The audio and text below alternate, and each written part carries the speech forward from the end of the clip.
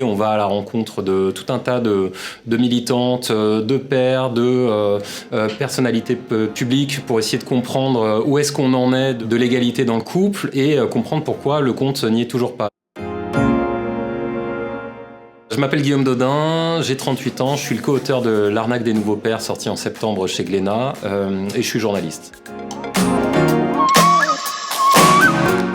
L'arnaque des nouveaux pères, c'est une bande dessinée écrite avec Stéphane Jourdain et Antoine Grimet. C'est une bande dessinée qui parle des pères d'aujourd'hui pour essayer de comprendre pourquoi ils sont toujours pas autant investis que les mères dans les couples hétéros. Donc pour cette BD, on va à la rencontre de tout un tas de militantes, de pères, de personnalités publiques pour essayer de comprendre où est-ce qu'on en est de l'égalité dans le couple et comprendre pourquoi le compte n'y est toujours pas. Donc on parle de congé paternité qui n'est pas assez long. On parle aussi de l'organisation du travail qui n'est pas au rendez-vous et puis on parle des pères et du fait qu'ils se comportent toujours un peu comme des passagers dans le couple hétéro alors qu'ils devraient aussi prendre les clés du volant à un moment.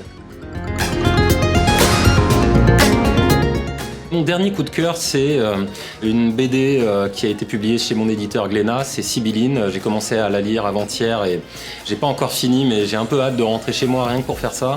C'est une super BD, je trouve que les dessins sont magnifiques et j'adore la délicatesse de l'histoire, donc je suis assez emballé par ça.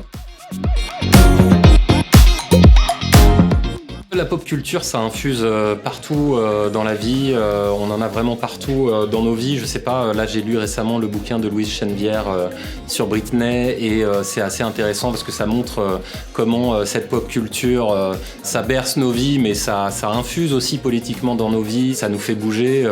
Moi j'ai des souvenirs adolescents d'être complètement dingue de Britney Spears, de pas forcément voir ce qui se passe autour, comment ça modifie notre regard, mon regard de mec sur les nanas, et donc c'est à la fois de la passion mais c'est aussi un truc assez profond et politique.